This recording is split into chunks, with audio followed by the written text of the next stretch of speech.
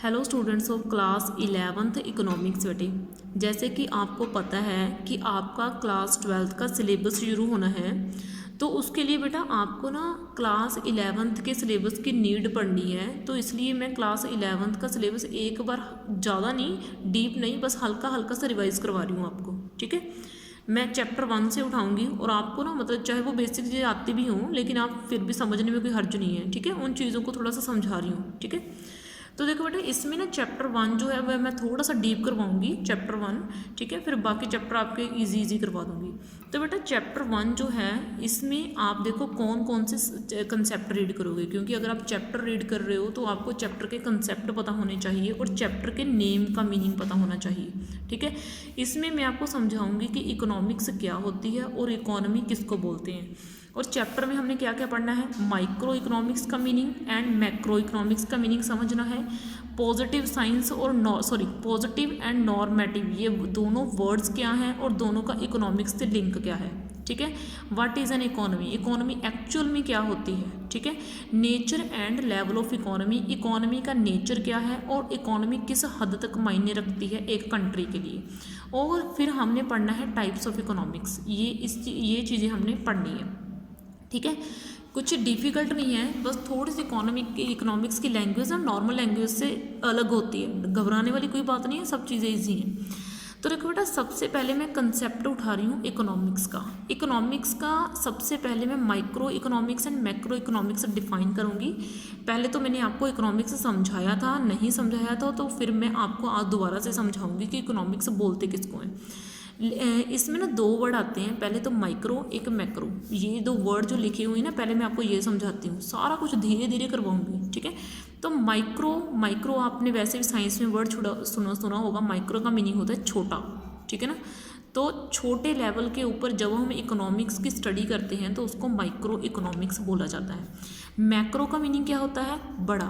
जब हम बहुत बड़े लेवल पर यानी कि पूरी कंट्री को साथ लेके चलते हैं, पूरी कंट्री की इकोनॉमी की बात करते हैं, तो हम मैक्रो इकोनॉमिक्स को रीड करते हैं। ये दोनों बुक्स हैं बेटा। माइक्रो इकोनॉमिक्स में छोटे लेवल की स्टडी, कि छोटे लेवल की स्टडी कैसे करी जाती है, हम इस चीज़ को स्टडी करेंगे। बड़े लेवल की स्टडी क्या होती है और उसका स्कोप क्या होता है वो हम सेकंड बुक में स्टडी करेंगे। ठीक है, तो मैं आपको ना इस चैप्टर का अकेला पॉइंट समझाने वाली हूँ, अकेली लाइन। ठीक है, तो देखो following observations offer a brief description of what economics is about for the +1 graders, यानी कि आपके जो +1 आप स्टूडेंट्स हो, आपके लिए मतलब इकोनॉमिक्स क्या होती है इस चीज़ को थोड़ी सी ब्रीफ डिस्क्रिप्शन हमें दी हुई है। ठीक है, तो देखो पहला पॉइंट ध्यान से समझना, economics is a subject matter that deals with economic problems related to human life. हमारी लाइफ से रिलेटेड जो इकोनॉमिक प्रॉब्लम, इकोनॉमी का मीनिंग क्या होता है, आर्थिक। पहले इसको पंजाबी में मीनिंग समझो इसका, फिर आपको इसका इंग्लिश में मीनिंग समझ आएगा। इकोनॉमिक्स का मीनिंग क्या है, आर्थिक, यानी कि वेल्थ से रिलेटेड, पैसे से रिलेटेड। ठीक है ना, यानी कि वर्क से रिलेटेड एक्टिविटीज़। ठीक है, यानी कि इकोनॉमिक्स में हम वर्क से रिलेटेड एक्टिविटीज़ के बारे में रीड करेंगे, वेल्थ से रिलेटेड एक्टिविटीज़ के बारे में रीड करेंगे। ठीक है ना, यानी कि हम वेल्थ से रिलेटेड एक्टिविटीज़ कौन सी हो गई, जैसे इनकम के बारे में रीड करेंगे। इन्वेस्टमेंट किसी चीज़ के ऊपर पैसा लगाना, किसी बिजनेस में पैसा लगाना। अभी इन्वेस्टमेंट में इतना सा बता रही हूँ, लेकिन इन्वेस्टमेंट का क्राइटेरिया बहुत बड़ा है। ठीक है, यानी कि investment, stock market, Sensex market, ऐसी छोटी छोटी सी चीज़ें हम पढ़ेंगे, रीड करेंगे। ठीक है, तो इकोनॉमिक्स क्या है, सब्जेक्ट मैटर है जो डील करता है इकोनॉमिक प्रॉब्लम्स को। सिंपल प्रॉब्लम्स नहीं भी आप बीमार हो गए तो वो भी इकोनॉमिक्स में आ गई, ऐसा नहीं, सिर्फ इकोनॉमिक प्रॉब्लम्स, यानी कि एक कंट्री की पैसे से वेल्थ से रिलेटेड प्रॉब्लम। अगर किसी कंट्री में इन्फ्लेशन है, किसी डिमांड कम है, डिमांड ज़्यादा है, वैसे तो आपको अभी डिमांड का मीनिंग भी कम पता होगा, लेकिन ये वर्ड मुझे यूज़ करने पड़ेंगे। ठीक है, तो मतलब इन चीज़ों की प्रॉब्लम्स के बारे में हम पढ़ेंगे। ठीक है, तो आगे देखो, economic problem is a problem of a choice. अब चॉइस का मीनिंग समझो भाई, ये चॉइस वर्ड क्या है। ठीक है, यानी कि इकोनॉमिक प्रॉब्लम जो है वो चॉइस की प्रॉब्लम है। पहले आपको चॉइस वर्ड का मीनिंग पता होना चाहिए, फिर आपको इस लाइन का मीनिंग समझा जाएगा, समझ में आएगा। अब मान लो मैं ना एक बड़ी सिंपल सी एग्जांपल लेके आपको समझा रही हूँ। ठीक है, आप ना मान लो आपके घर में 1 किलो मिल्क आ रहा है, ठीक है, आपके घर में सिर्फ 1 किलोग्राम मिल्क आ रहा है। आपके घर में मान लो 10 मेंबर्स हैं, ठीक है, वो 10 मेंबर्स मिल्क से अलग अलग डिमांड कर रहे हैं। एक पर्सन तो कह रहा है कि मुझे चाय बनानी है, एक पर्सन कह रहा है कि मुझे आइसक्रीम जमानी है, एक पर्सन कह रहा है कि मुझे वैसे कच्ची लस्सी पीनी है, दूसरा पर्सन कह रहा है कि मुझे कर्ड बनाना है। मतलब ऐसे ना अलग अलग जो है इच्छाएं हैं। अब चीज़ थोड़ी है, 1 किलोग्राम मिल्क है। अब 1 किलोग्राम मिल्क से आपको क्या करना है, इन सारी चीज़ों में से जो आपके सामने रखी गई हैं, आइसक्रीम में से, कर्ड में से, पीने में से, चाय में से, कॉफ़ी में से, कच्ची लस्सी में से, मतलब आपको क्या करना है वो आपको चूज़ करना पड़ेगा। जो चीज़ सबसे ज़्यादा इंपॉर्टेंट आप वही चूज़ करोगे ना। तो चॉइस का मीनिंग क्या होता है, जहाँ पे चीज़ कम होती है वहाँ पे रीज़न बनता है कम चीज़ का होना चॉइस। भी आपको चीज़ चूज़ करनी पड़ती है। बड़ी सीधी सी इसकी एक और अगर मैं आपको एग्जांपल दूँ, आप ना मार्केट में गई, ठीक है, आप में मार्केट में मान लो आप 2000 रुपीज़ लेके गए, है ना, आपके पास कम पैसे हैं, दुकानदार ने आपको इतनी सारी चीज़ें दिखा दी, तो आपको चूज़ करनी पड़ेगी ना कि आप कौन सी चीज़ लोगे। आप सारी की सारी तो नहीं ले सकते ना, ठीक है, क्योंकि आपके पास इतनी चीज़ों को लेने के लिए कैश नहीं है, लिमिटेड पैसे हैं आपके पास, ठीक है। जब चीज़ लिमिटेड होती है और लिमिटेड चीज़ में से आपको सिलेक्ट करना पड़ता है, आपको चूज़ करना पड़ता है कि मैं कौन सी चीज़ लूँ, ठीक है, तो उसको बोलते हैं चॉइस। तो इकोनॉमिक में हम चॉइस जो वर्ड है इसको अच्छे से समझेंगे कि चॉइस पैदा ही क्यों होती है, ठीक है, और इसका सोल्यूशन कैसे निकाला जाए, ठीक है। तो देखो उसने बोला चॉइस 2 चीज़ों के कारण पैदा होती है, और मीन्स यानी कि रिसोर्सेज। अब रिसोर्सेज कौन से होते हैं, रिसोर्सेज का मीनिंग है जिससे आप चीज़ बनाते हो। इसको मैं अच्छे से डिफाइन करने वाली हूँ आपको। आर स्कार्स का मीनिंग, ये जो मैंने कम वर्ड यूज़ करा ना, कम, या मैंने लिमिटेड वर्ड यूज़ करा, लिमिटेड का मीनिंग इस लिमिटेड को इकोनॉमिक्स में स्कार्स बोला जाता है, कमी पाए जाना, ठीक है ना, एक हद तक पाए जाना, ठीक है, उसको बोलते हैं स्कार्स। मैंने जो आपको एग्जांपल दी ना, आपके पास 2000 रुपीज़ है, आप मार्केट में गए, आपको चीज़ को चूज़ करना पड़ेगा, तो वो 2000 रुपीज़ हैं आपके कारण, यानी कि आपके पास मनी लिमिटेड है, आपके पास पैसा लिमिटेड है, ठीक है ना। तो लिमिटेड यानी कि आपके पास स्कार्स है, कमी है किसकी, पैसे की, ठीक है। तो इसलिए ये स्कार्स वर्ड है।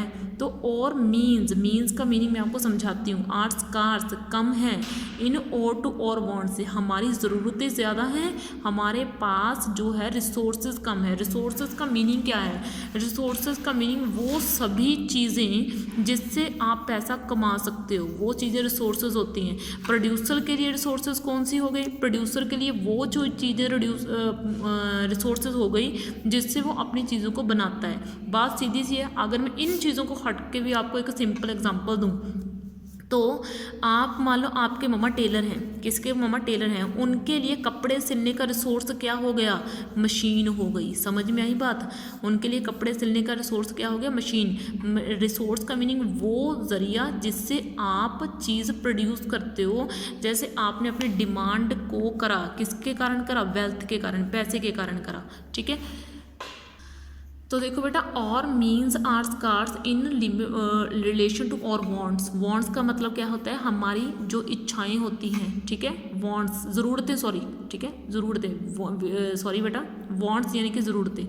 Even the richest person on the earth, चाहे ज़मीन के ऊपर अमीर से अमीर आदमी है, would never have enough resources to buy all that he wishes to buy. ये देखो, वो उतने सारे रिसोर्सेज नहीं खरीद सकता जितने वो एक पॉइंट एट इसका ना मैं आपको मीनिंग समझाऊंगी। At a point of time और पीरियड ऑफ टाइम क्या होता है। पॉइंट ऑफ टाइम का मीनिंग पता है क्या होता है, पॉइंट ऑफ टाइम का मीनिंग कहता है भाई आपको मैंने स्पेसिफिक टाइम दिया हुआ है, स्पेसिफिक यानी कि खास टाइम दिया हुआ है। मान लो मैं आपको बोल रही हूँ 2 जनवरी, मैंने आपको स्पेशल डेट ईयर मेंशन करके बताया है। डेट ईयर मंथ मेंशन करके बताया जाता है, उसको बोलते हैं एट अ पॉइंट। जैसे मैं बोल रही हूँ 2 जनवरी 2019 को मेरे अकाउंट में 5000 रुपीज़ थे, तो ये मैंने डेट, मैंने मंथ, मैंने ईयर मेंशन करा, तो ये क्या हो गया, एट अ पॉइंट। अगर ईयर मेंशन नहीं होगा तो कोई ना कोई एक फिक्स क्लू होगा आपके पास, ठीक है। पीरियड का मीनिंग क्या हो गया, आपके पास कुछ फिक्स नहीं है। मैं आपको बोल रही हूँ मेरे पास जनवरी 2019 में इतने पैसे थे मेरे अकाउंट में, लेकिन कितनी जनवरी की बात करी गई है यहाँ पे, ये तो नहीं ना बोला, तो उसको बोलते हैं पीरियड ऑफ टाइम। जब आपको उसका पूरा पक्का पता ना हो, ठीक है, जब आपको पूरा पक्का फिक्स हो कि कौन सी तारीख की बात करी गई है, कौन से मंथ कौन से ईयर की बात करी गई है, एक खास पॉइंट की बात करी गई हो, टाइम के एक खास पॉइंट की बात करी हो, तो उसको बोलते हैं एट अ पॉइंट, ठीक है। तो एक वक्त के ऊपर यानी कि एक साथ कोई रिचेस्ट पर्सन सभी चीज़ों को नहीं खरीद सकता। Wants are always ahead of the means, क्योंकि ज़रूरतों को पूरा करने के लिए जी रिसोर्सेज चाहिए होते हैं, ठीक है। Resources have alternative uses. Alternative का मीनिंग क्या होता है, अलग अलग, ठीक है।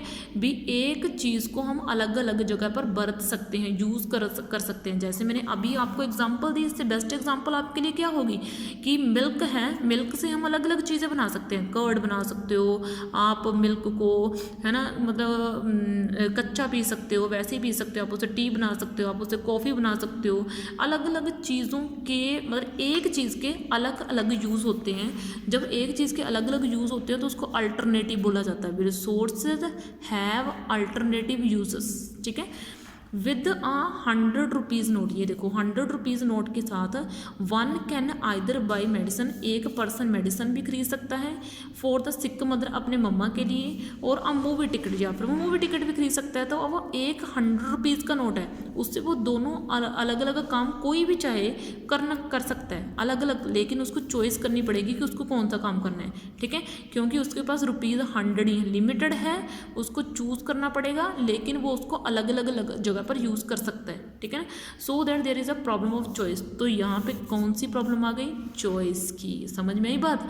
रिसोर्सेज के अल्टरनेटिव यूज़ होते हैं, अलग अलग यूज़ होते हैं, इसीलिए तो प्रॉब्लम आती है भाई चॉइस की।